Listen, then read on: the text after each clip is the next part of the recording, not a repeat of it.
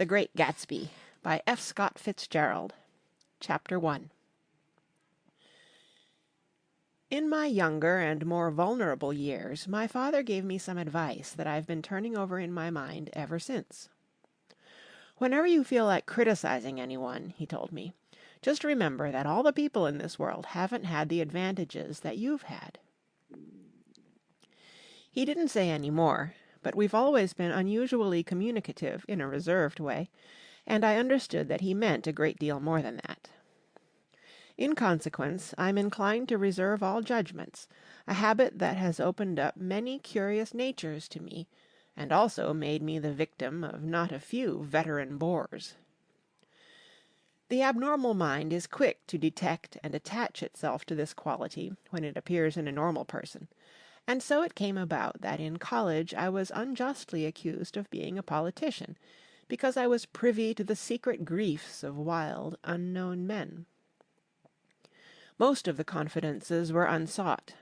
Frequently I have feigned sleep, preoccupation, or a hostile levity when I realized by some unmistakable sign that an intimate revelation was quivering on the horizon. For the intimate revelations of young men, or at least the terms in which they express them, are usually plagiaristic and marred by obvious suppressions. Reserving judgments is a matter of infinite hope.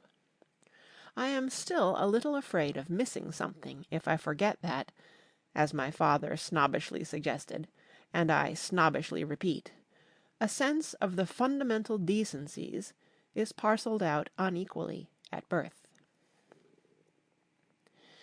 And, after boasting this way of my tolerance, I come to the admission that it has a limit.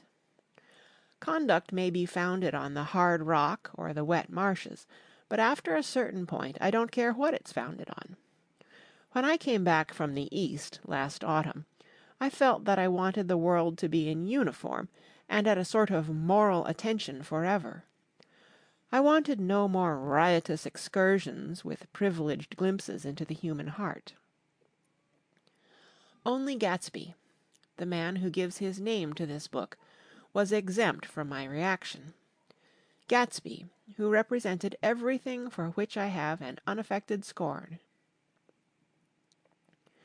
If personality is an unbroken series of successful gestures, then there was something gorgeous about him, some heightened sensitivity to the promises of life, as if he were related to one of those intricate machines that register earthquakes 10,000 miles away. This responsiveness had nothing to do with that flabby impressionability which is dignified under the name of the creative temperament.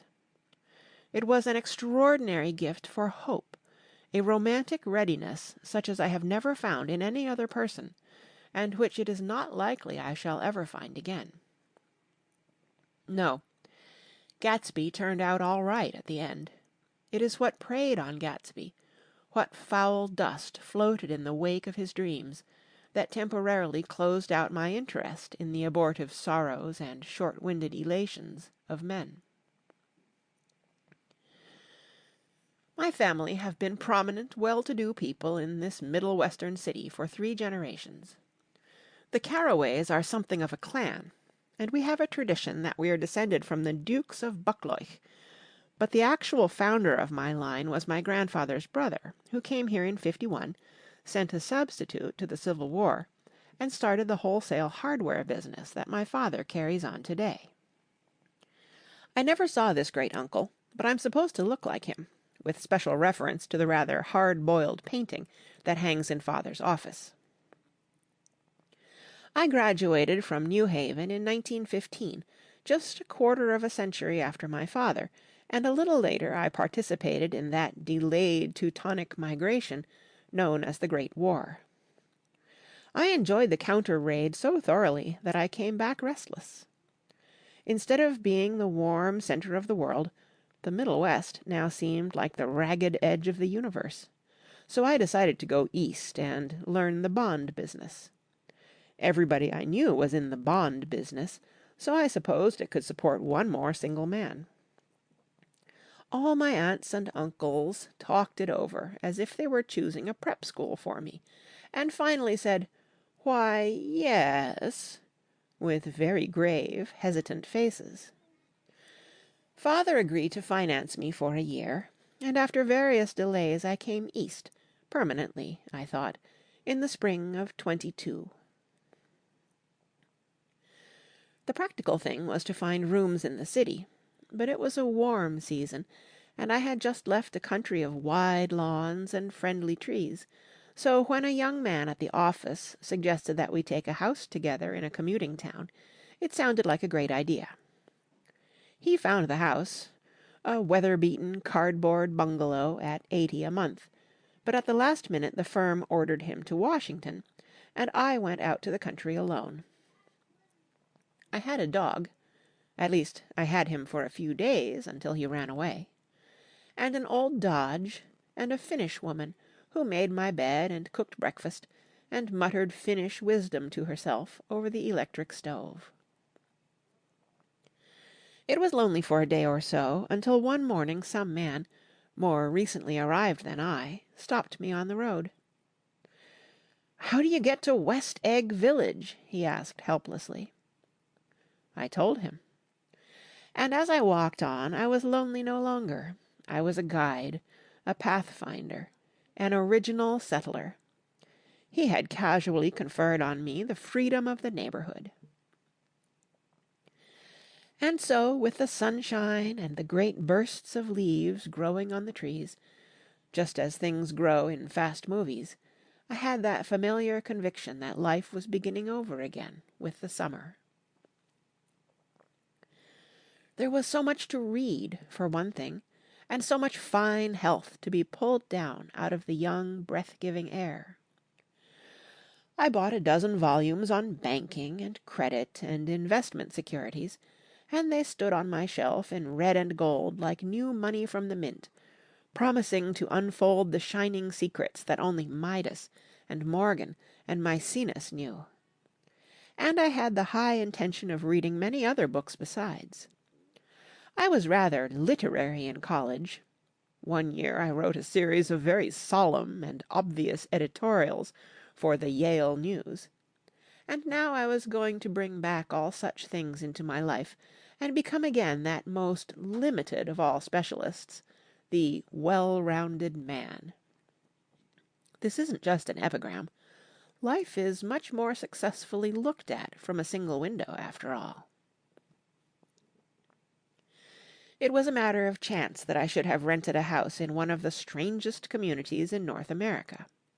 It was on that slender, riotous island which extends itself due east of New York, and where there are, among other natural curiosities, two unusual formations of land. 20 miles from the city a pair of enormous eggs, identical in contour and separated only by a courtesy bay, jut out into the most domesticated body of salt water in the Western Hemisphere, the great wet barnyard of Long Island Sound. They are not perfect ovals. Like the egg in the Columbus story, they are both crushed flat at the contact end, but their physical resemblance must be a source of perpetual confusion to the gulls that fly overhead. To the wingless, a more arresting phenomenon is their dissimilarity in every particular, except shape and size. I lived at West Egg, the less fashionable of the two, though this is a most superficial tag to express the bizarre and not a little sinister contrast between them. My house was at the very tip of the egg, only 50 yards from the Sound, and squeezed between two huge places that rented for $12,000 or $15,000 a season. The one on my right was a colossal affair by any standard.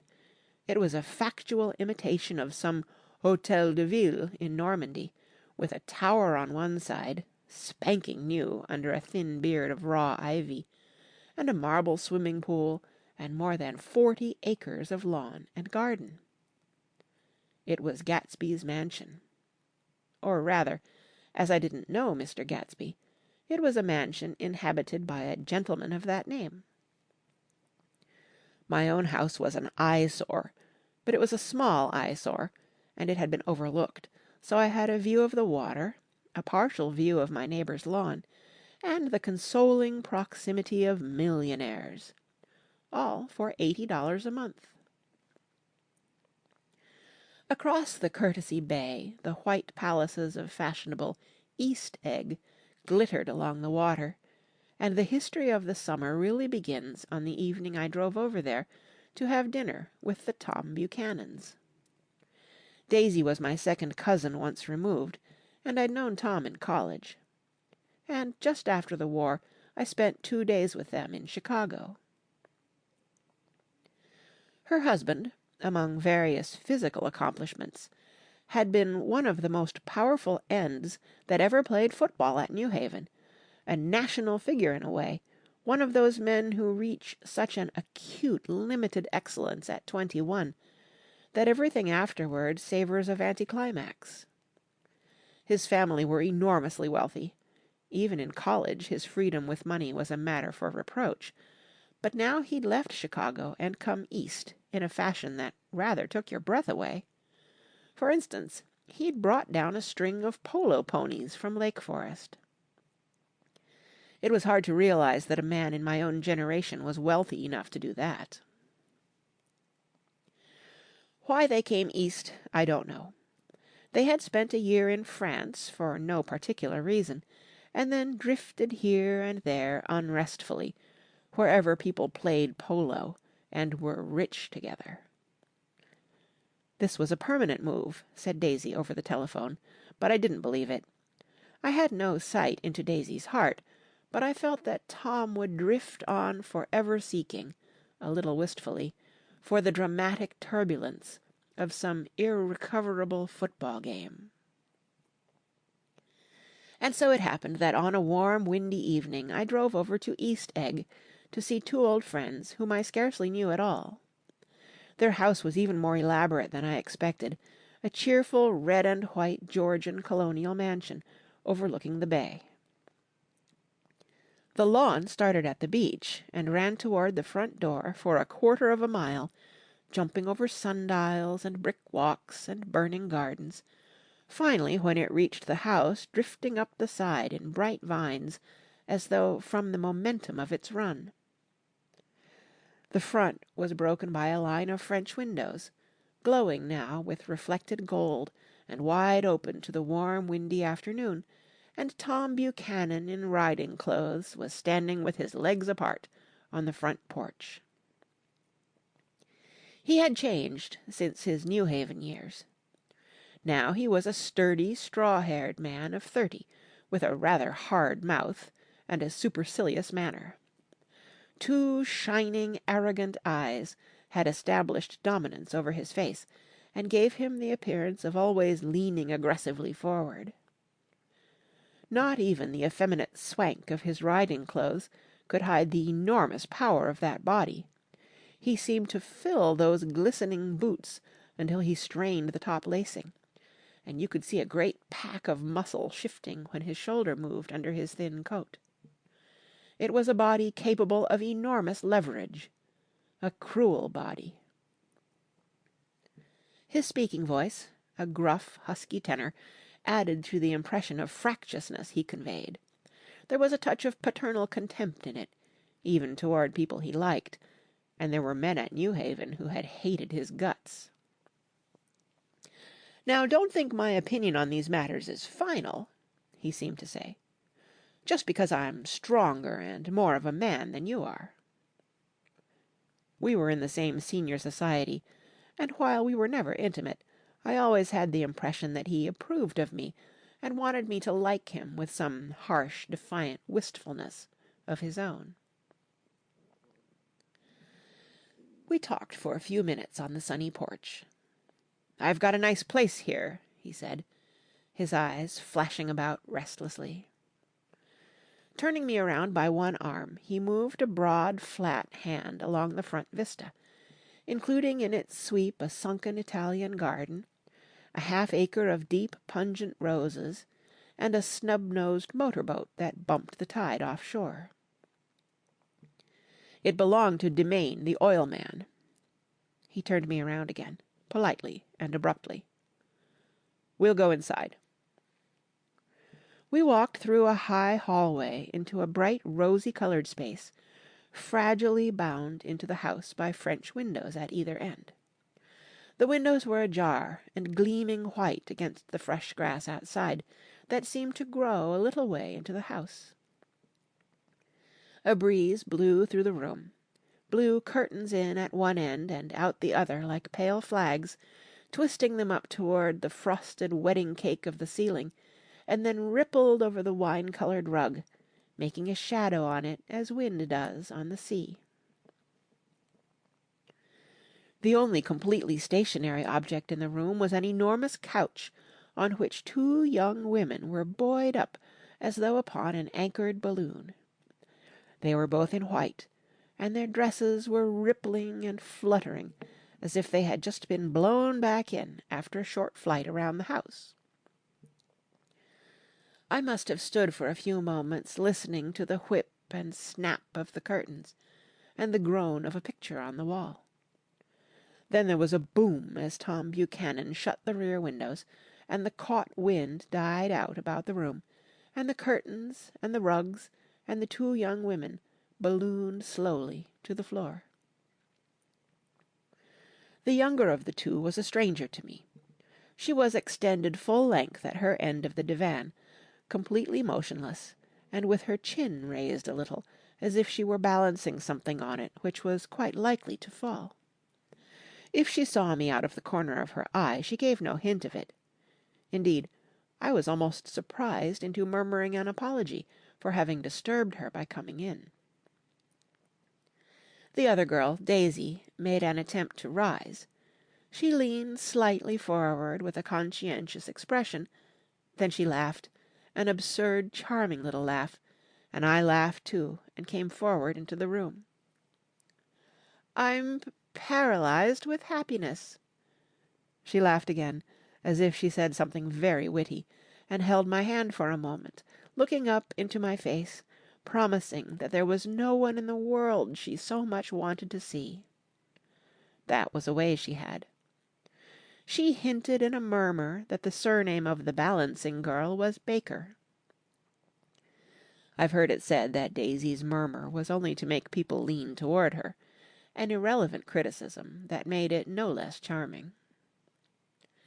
At any rate, Miss Baker's lips fluttered, she nodded at me almost imperceptibly, and then quickly tipped her head back again. The object she was balancing had obviously tottered a little and given her something of a fright. Again a sort of apology arose to my lips. Almost any exhibition of complete self-sufficiency draws a stunned tribute from me. I looked back at my cousin, who began to ask me questions in her low, thrilling voice. It was the kind of voice that the ear follows up and down, as if each speech is an arrangement of notes that will never be played again. Her face was sad and lovely with bright things in it, bright eyes and a bright, passionate mouth, but there was an excitement in her voice that men who had cared for her found difficult to forget. A singing compulsion, a whispered "listen," a promise that she had done gay, exciting things just a while since, and that there were gay, exciting things hovering in the next hour. I told her how I had stopped off in Chicago for a day on my way east, and how a dozen people had sent their love through me. "Do they miss me?" she cried ecstatically. "The whole town is desolate. All the cars have the left rear wheel painted black as a mourning wreath, and there's a persistent wail all night along the North Shore." "How gorgeous! Let's go back, Tom, tomorrow." Then she added irrelevantly, "You ought to see the baby." "I'd like to." "She's asleep. She's 3 years old. Haven't you ever seen her?" "Never." "Well, you ought to see her. She's—" Tom Buchanan, who had been hovering restlessly about the room, stopped and rested his hand on my shoulder. "What are you doing, Nick?" "I'm a bondman." "Who with?" I told him. "Never heard of them," he remarked decisively. This annoyed me. "You will," I answered shortly. "You will if you stay in the East." "Oh, I'll stay in the East, don't you worry," he said, glancing at Daisy and then back at me, as if he were alert for something more. "I'd be a goddamned fool to live anywhere else." At this point Miss Baker said, "Absolutely," with such suddenness that I started. It was the first word she uttered since I came into the room. Evidently it surprised her as much as it did me, for she yawned, and with a series of rapid, deft movements, stood up into the room. "I'm stiff," she complained. "I've been lying on that sofa for as long as I can remember." "Don't look at me," Daisy retorted. "I've been trying to get you to New York all afternoon." "No, thanks," said Miss Baker to the 4 cocktails just in from the pantry. "I'm absolutely in training." Her host looked at her incredulously. "You are?" He took down his drink as if it were a drop in the bottom of a glass. "How you ever get anything done is beyond me." I looked at Miss Baker, wondering what it was she got done. I enjoyed looking at her. She was a slender, small-breasted girl, with an erect carriage, which she accentuated by throwing her body backward at the shoulders like a young cadet. Her grey, sun-strained eyes looked back at me with polite, reciprocal curiosity out of a wan, charming, discontented face. It occurred to me now that I had seen her, or a picture of her, somewhere before. "You live in West Egg," she remarked contemptuously. "I know somebody there." "I don't know a single—" "You must know Gatsby." "Gatsby?" demanded Daisy. "What Gatsby?" Before I could reply that he was my neighbour, dinner was announced. Wedging his tense arm imperatively under mine, Tom Buchanan compelled me from the room, as though he were moving a checker to another square.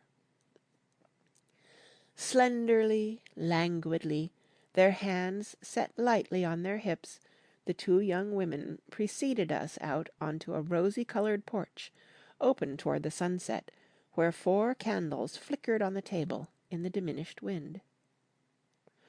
"Why candles?" objected Daisy, frowning. She snapped them out with her fingers. "In 2 weeks it'll be the longest day in the year." She looked at us all radiantly. "Do you always watch for the longest day of the year and then miss it? I always watch for the longest day in the year and then miss it." "We ought to plan something," yawned Miss Baker, sitting down at the table as if she were getting into bed. "All right," said Daisy. "What'll we plan?"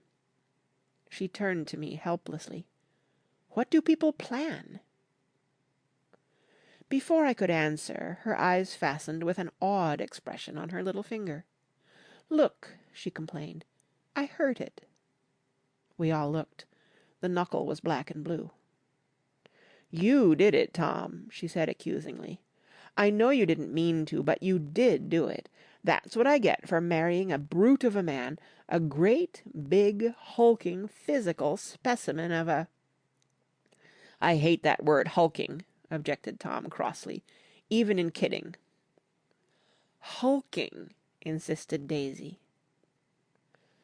Sometimes she and Miss Baker talked at once, unobtrusively and with a bantering inconsequence that was never quite chatter, that was as cool as their white dresses and their impersonal eyes in the absence of all desire. They were here, and they accepted Tom and me, making only a polite, pleasant effort to entertain or to be entertained. They knew that presently dinner would be over, and a little later the evening too would be over and casually put away. It was sharply different from the West, where an evening was hurried from phase to phase toward its close, in a continually disappointed anticipation, or else in sheer nervous dread of the moment itself. "You make me feel uncivilized, Daisy," I confessed, on my second glass of corky but rather impressive claret. "Can't you talk about crops or something?" I meant nothing in particular by this remark, but it was taken up in an unexpected way. "Civilization's going to pieces," broke out Tom violently. "I've gotten to be a terrible pessimist about things. Have you read The Rise of the Coloured Empires by this man Goddard?" "Why, no," I answered, rather surprised by his tone. "Well, it's a fine book, and everybody ought to read it. The idea is, if we don't look out, the white race will be utterly submerged. It's all scientific stuff. It's been proved." "Tom's getting very profound," said Daisy, with an expression of unthoughtful sadness. "He reads deep books with long words in them. What was that word we—" "Well, these books are all scientific," insisted Tom, glancing at her impatiently. "This fellow has worked out the whole thing. It's up to us, who are the dominant race, to watch out, or these other races will have control of things." "We've got to beat them down," whispered Daisy, winking ferociously toward the fervent sun. "You ought to live in California," began Miss Baker, but Tom interrupted her by shifting heavily in his chair. "This idea is that we're Nordics. I am, and you are, and you are, and—" After an infinitesimal hesitation, he included Daisy with a slight nod, and she winked at me again. "And we've produced all the things that go to make civilization. Oh, science and art and all that. Do you see?" There was something pathetic in his concentration, as if his complacency, more acute than of old, was not enough to him any more. When, almost immediately, the telephone rang inside, and the butler left the porch, Daisy seized upon the momentary interruption and leaned toward me. "I'll tell you a family secret," she whispered enthusiastically. "It's about the butler's nose. Do you want to hear about the butler's nose?" "That's why I came over tonight." "Well, he wasn't always a butler. He used to be the silver polisher for some people in New York that had a silver service for 200 people. He had to polish it from morning till night, until finally it began to affect his nose." "Things went from bad to worse," suggested Miss Baker. "Yes, things went from bad to worse, until finally he had to give up his position." For a moment the last sunshine fell with romantic affection upon her glowing face. Her voice compelled me forward breathlessly as I listened. Then the glow faded, each light deserting her with lingering regret, like children leaving a pleasant street at dusk. The butler came back and murmured something close to Tom's ear, whereupon Tom frowned, pushed back his chair, and without a word went inside. As if his absence quickened something within her, Daisy leaned forward again, her voice glowing and singing. "I love to see you at my table, Nick. You remind me of a rose, an absolute rose, doesn't he?" She turned to Miss Baker for confirmation. "An absolute rose?" This was untrue. I am not even faintly like a rose. She was only extemporizing, but a stirring warmth flowed from her, as if her heart was trying to come out to you concealed in one of those breathless, thrilling words. Then suddenly she threw her napkin on the table and excused herself, and went into the house. Miss Baker and I exchanged a short glance conspicuously devoid of meaning. I was about to speak when she sat up alertly and said, "Shh!" in a warning voice. A subdued, impassioned murmur was audible in the room beyond, and Miss Baker leaned forward, unashamed, trying to hear. The murmur trembled on the verge of coherence, sank down, mounted excitedly, and then ceased altogether. "This Mr. Gatsby you spoke of is my neighbour," I said. "Don't talk. I want to hear what happens." "Is something happening?" I inquired innocently. "You mean to say you don't know?" said Miss Baker, honestly surprised. "I thought everybody knew." "I don't." "Why," she said hesitantly, "Tom's got some woman in New York." "Got some woman?" I repeated blankly. Miss Baker nodded. "She might have the decency not to telephone him at dinner time, don't you think?" Almost before I had grasped her meaning, there was the flutter of a dress and the crunch of leather boots, and Tom and Daisy were back at the table. "It couldn't be helped!" cried Daisy with tense gaiety. She sat down, glanced searchingly at Miss Baker and then at me, and continued. "I looked outdoors for a minute, and it's very romantic outdoors. There's a bird on the lawn that I think must be a nightingale, come over on the Cunard or White Star Line. He's singing away." Her voice sang. "It's romantic, isn't it, Tom?" "Very romantic," he said, and then miserably to me. "If it's light enough after dinner, I want to take you down to the stables." The telephone rang inside, startlingly, and as Daisy shook her head decisively at Tom, the subject of the stables, in fact all subjects, vanished into air. Among the broken fragments of the last 5 minutes at table, I remember the candles being lit again, pointlessly, and I was conscious of wanting to look squarely at everyone, and yet to avoid all eyes.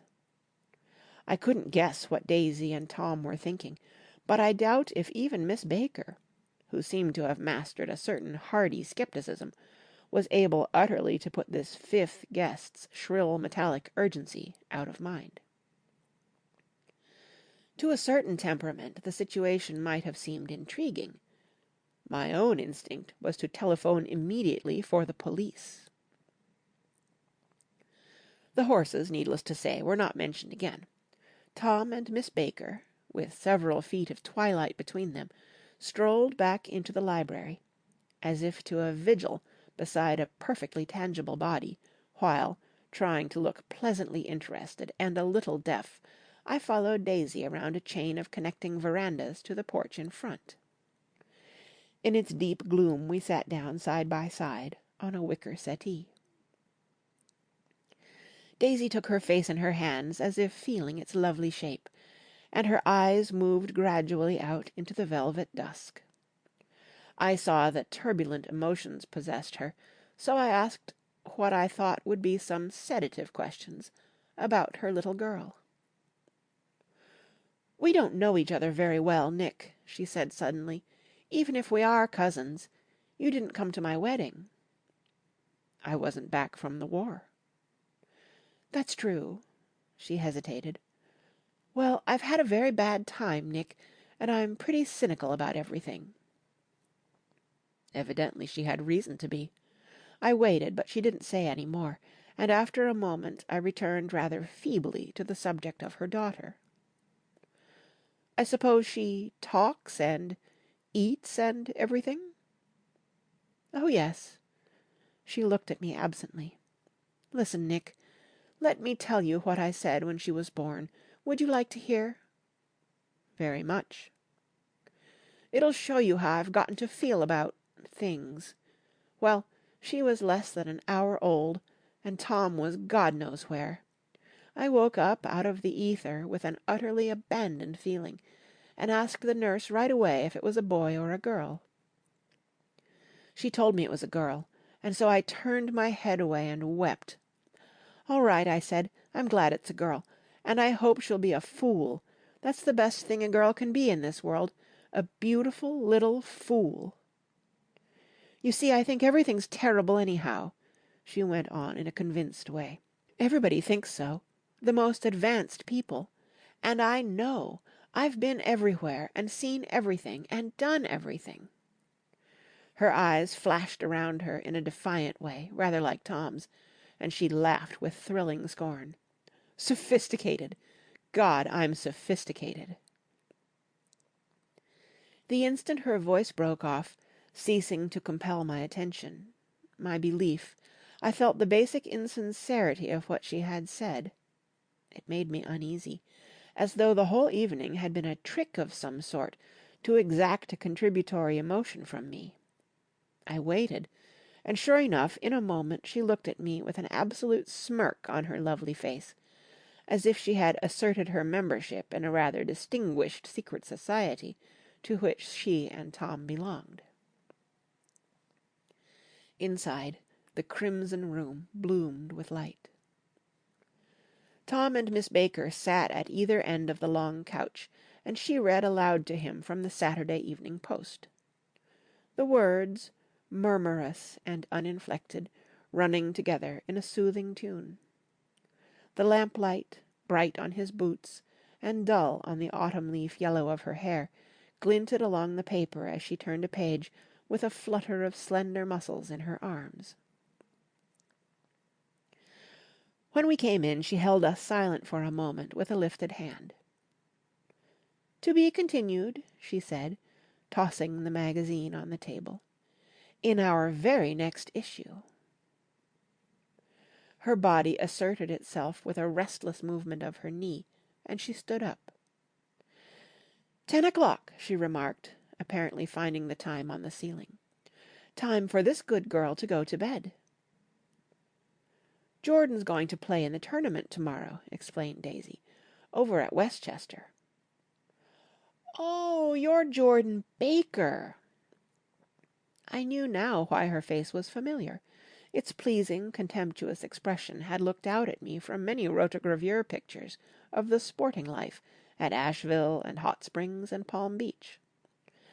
I had heard some story of her, too, a critical, unpleasant story, but what it was I had forgotten long ago. "Good night," she said softly. "Wake me at 8, won't you?" "If you'll get up." "I will. Good night, Mr. Carraway. See you anon." "Of course you will," confirmed Daisy. "In fact, I think I'll arrange a marriage. Come over often, Nick, and I'll sort of, fling you together.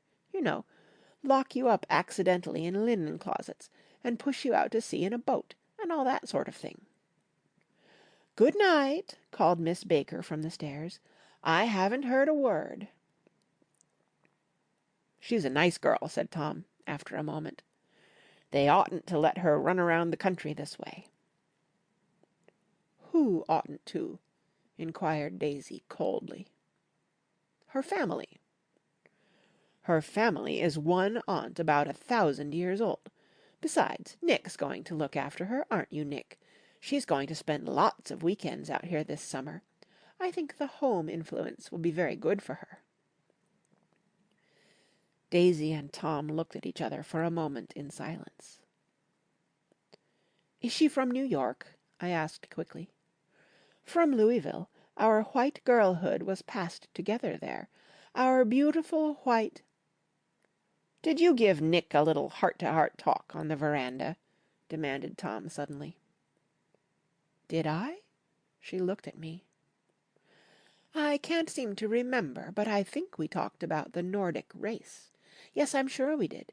It sort of crept up on us, and first thing you know—" "Don't believe everything you hear, Nick," he advised me. I said lightly that I had heard nothing at all, and a few minutes later I got up to go home. They came to the door with me and stood side by side in a cheerful square of light. As I started my motor, Daisy peremptorily called, "Wait!" "I forgot to ask you something, and it's important. We heard you were engaged to a girl out west."